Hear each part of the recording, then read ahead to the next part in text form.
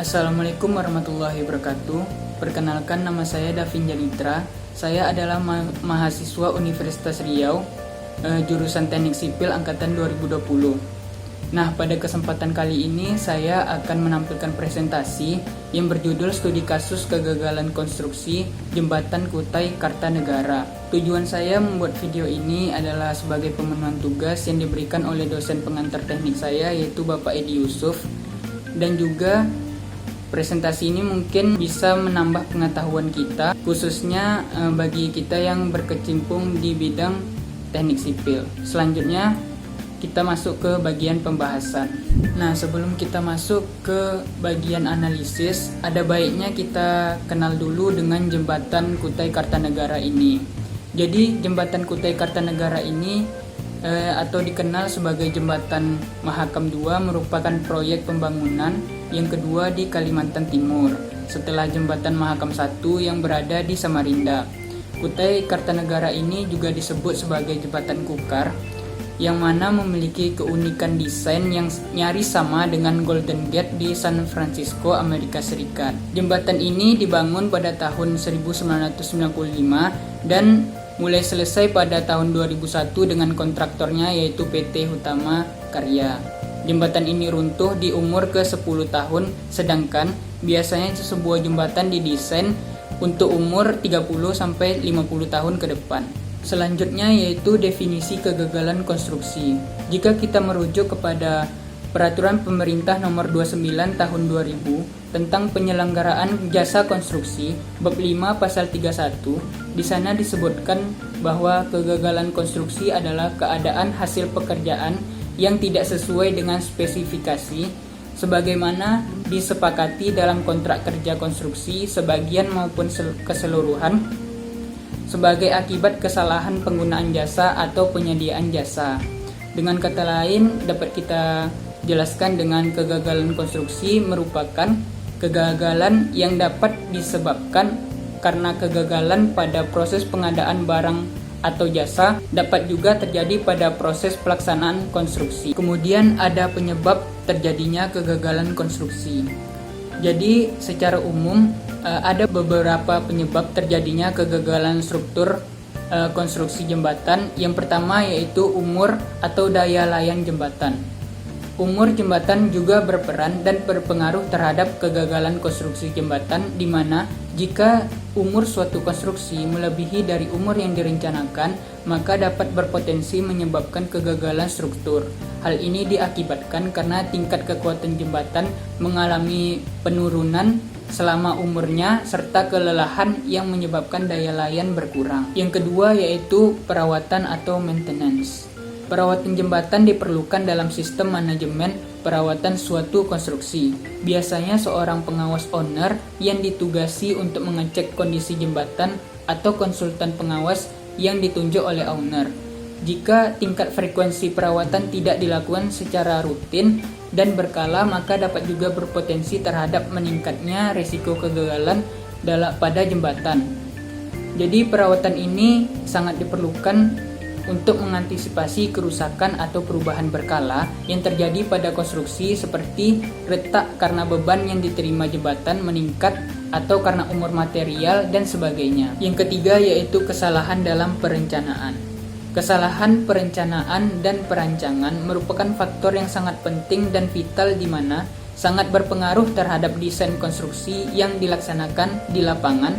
Jika dalam aspek perencanaan dan perancangan ini pihak konsultan salah memperhitungkan atau menganalisis, maka konsekuensi dan dampak yang ditimbulkan ke depan akan sangat besar dan signifikan terhadap kegagalan fisik bangunan. Yang keempat yaitu kesalahan dalam pelaksanaan. Setelah kita melewati tahap perencanaan dan perancangan, tahap selanjutnya adalah tahap pelaksanaan. Dalam tahap ini bisa saja terjadi kegagalan konstruksi yang lebih berorientasi kepada pihak pelaksana proyek.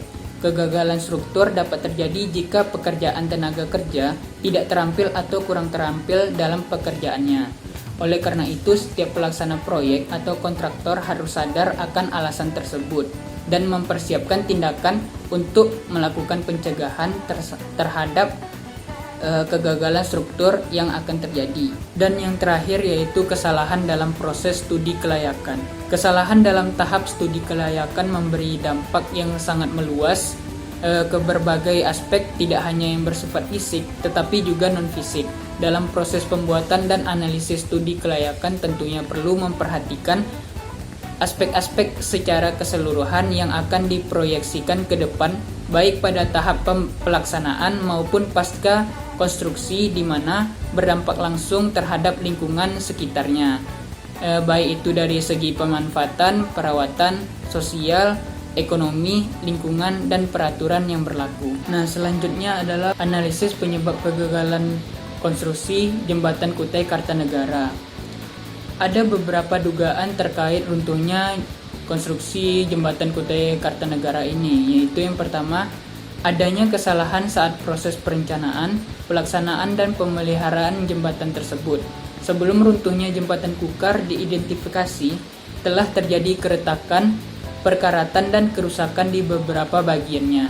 Sedangkan pemicu runtuhnya Jembatan Kukar sendiri diduga akibat putusnya hanger atau penghubung antar batang nomor 13 jika dilihat dari pilon menara penyangga arah Tenggarong.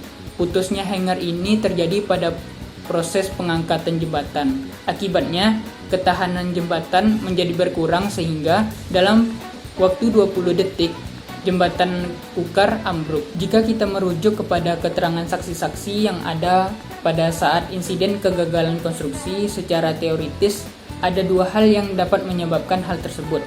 Yang pertama yaitu akibat adanya pengaruh maintenance atau pemeliharaan, dan yang kedua adalah adanya peningkatan beban hidup yang bisa menyebabkan terjadinya kelebihan beban. Untuk alasan pertama ini kemungkinannya sangat kecil, karena umumnya maintenance atau pemeliharaan dilakukan dengan tidak mengganti atau merubah posisi dari jembatan tersebut. Untuk kemungkinan kedua, itu terjadi secara tidak langsung akibat dari adanya tindakan pemeliharaan, dikarenakan adanya buka tutup salah satu sisi jalan pada jembatan sehingga menyebabkan perlambatan dan bahkan bisa kemacetan kendaraan yang berpengaruh pada peningkatan beban pada salah satu sisi yang lain. Hal ini bisa membuat lantai jembatan miring tegak lurus sisi arah jalan pada jembatan ini, sesuai dengan keterangan salah seorang saksi yang melihat terjadinya kemiringan sisi jembatan pada saat insiden. Dugaan lainnya menyatakan kolapsnya jembatan yang sedang dalam tahap perawatan ini berawal dari putusnya tali atau kabel vertikal dari tengah, kemudian secara berurutan kabel di sisi lainnya mengikuti putus dan jembatan pun rubuh. Seperti yang dapat kita lihat dari gambar, dalam artian dugaan sementara bahwa kegagalan konstruksinya ada pada klem kabel hanger yang tidak lagi sanggup menahan perubahan beban. Perubahan beban bisa disebabkan saat adanya perawatan pengalihan beban pada sisi tertentu jembatan membuatnya tidak seimbang sehingga menjadi terpusat. Sementara kondisi tekanan angin mungkin menambah tekanan pada kabel, dan dalam kondisi itu ada baut yang aus lalu putus. Dari keseluruhan dugaan tadi dapat kita ambil kesimpulan, yaitu kemungkinan utama runtuhnya Jembatan Kutai Kartanegara ini ada pada saat perawatan, penutupan salah satu sisi jalan mengakibatkan beban berat sebelah dan ditambah beban angin. Selain itu, kondisi baut kabel dan kualitasnya dapat mempengaruhi ambruknya Jembatan Kartanegara ini, karena saat jembatan kelebihan pada salah satu sisi, baut lepas dari tengah terus ke samping. Ambruknya salah satu bagian jembatan mengakibatkan pilon condong ke bagian yang belum ambruk, dan sisi sebelah jembatan yang belum ambruk harus menahan beban sendiri. Akibatnya sisi ini pun juga ambruk. Selanjutnya adalah dampak yang ditimbulkan dari kegagalan konstruksi Jembatan Kutai Kartanegara. Jadi dari runtuhnya Jembatan Kutai Kartanegara ini itu berdampak pada berbagai aspek kehidupan masyarakat sekitar. Yang pertama itu dampaknya di bidang pendidikan. Sejak dioperasikan kurang lebih 10 tahun, Jembatan Kutai Kartanegara dipergunakan oleh siswa, guru, dan tenaga kependidikan baik yang berdomisili di Tenggarong maupun di sekitarnya. Selain itu, terdapat pula sejumlah mahasiswa dari Tenggarong seberang yang kuliah di Universitas Kutai Kartanegara Tenggarong, maupun sebaliknya mahasiswa Tenggarong yang kuliah di Samarinda. Akibatnya, proses pendidikan menjadi terganggu. Yang kedua yaitu dampak di bidang layanan kesehatan. Jembatan Kutai Kartanegara sebelum rubuh juga dimanfaatkan masyarakat untuk mengakses berbagai macam layanan kesehatan. Salah satunya yaitu Rumah Sakit Umum atau RSU di tingkat kabupaten, yaitu AM Parikesit yang terletak di Kota Tenggarong. RSU ini memang lebih kecil dibandingkan dengan RSU Samarinda, tetapi memiliki peralatan kedokteran, dokter umum dan spesialis serta tenaga medis yang cukup memadai. Akibat yang ditimbulkan dari runtuhnya jembatan tersebut yaitu masyarakat terpaksa memilih menggunakan rute darat yang lebih jauh, sehingga kendala yang dihadapi untuk mendapatkan fasilitas kesehatan adalah waktu tempuh menjadi lebih lama, biaya yang dikeluarkan pun lebih besar, dan mengeluhkan kualitas layanan menjadi menurun. Yang ketiga yaitu dampaknya di bidang perdagangan. Akibat runtuhnya jembatan Kutai Kartanegara tersebut, sebagian masyarakat mampu beradaptasi dengan melakukan beberapa pilihan tindakan agar mampu bertahan di sektor perdagangan, seperti mengubah pola pemasaran, mencari pasar alternatif, dan sebagian berhenti dan memilih pekerjaan lain. Sejumlah warga masyarakat yang ditanyai tentang masalah apa yang dihadapi dalam melakukan kegiatan perdagangan setelah jembatan Kutai Kartanegara runtuh memberi jawaban yang beragam, dari biaya yang dikeluarkan dalam aktivitas perdagangannya menjadi lebih besar, waktu tempuh lebih lama, harga komoditas naik, hingga yang tidak menghadapi kendala. Yang keempat yaitu dampak di bidang pertambangan. Sebelum jembatan Kutai Kartanegara runtuh, setiap kapal pengangkut batu bara berlalu lalang di bawah jembatan tersebut dari lokasi penambangan bagian hulu menuju bagian hilir, tempat bersandarnya kapal besar yang akan mengangkut batu bara ke luar Kalimantan.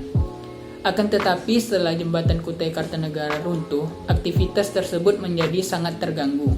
Kapal-kapal ponton yang memuat batu bara tidak bisa melewati bekas jembatan karena masih banyak reruntuhan dan kendaraan seperti motor dan mobil yang belum dapat dievakuasi. Yang kelima yaitu dampak di bidang pariwisata. Setelah jembatan runtuh, tidak ada lagi kegiatan pariwisata di sekitar jembatan tersebut. Pedagang makanan, minuman, buah-buahan, dan souvenir memang masih ada, tetapi jauh berkurang. Ruang terbuka di bawah jembatan yang runtuh kini menjadi lokasi atau spot yang tertutup. Tidak boleh dikunjungi oleh siapapun kecuali petugas-petugas dan pejabat-pejabat yang berkepentingan dengan proses evakuasi reruntuhan dan kendaraan yang masih berada di bawah jembatan. Selanjutnya adalah solusi dari kegagalan konstruksi jembatan Kutai Kartanegara. Nah, dalam menghadapi permasalahan dari kegagalan konstruksi jembatan Kutai Kartanegara tersebut, ada beberapa solusi yang ditawarkan. Yang pertama yaitu untuk menyeimbangkan volume kendaraan, sebaiknya pada saat perawatan jembatan, volume kendaraan dibatasi dari titik awal dan menutup semua jalur yang sedang dilakukan perawatan, mulai dari tepi awal jembatan sampai tepi akhir jembatan. Hal ini memungkinkan kendaraan melintasi satu jalur yang terdiri dari 2 lajur yang belum dilakukan perawatan. Gunakan lajur kiri sebagai pengganti jalur kiri dan lajur kanan sebagai pengganti jalur kanan. Dengan hal ini keseimbangan beban kendaraan akan tercapai. Yang kedua yaitu dalam perawatan jembatan perlu juga memperhatikan kondisi kabel, baut, dan pondasi tiang penyangga. Artinya perawatan tidak hanya pada jalan atau kondisi baloknya saja, tetapi juga memperhatikan kondisi yang mendasar dari jembatan. Sekian penjelasan saya terkait studi kasus kegagalan konstruksi pada jembatan Kutai Kartanegara. Apabila terdapat kesalahan kata-kata dan penafsiran, saya mohon maaf. Dan terima kasih kepada yang sudah menonton video ini. Semoga video ini dapat bermanfaat bagi kita semua. Wabillahi taufik wal hidayah. Wassalamualaikum warahmatullahi wabarakatuh.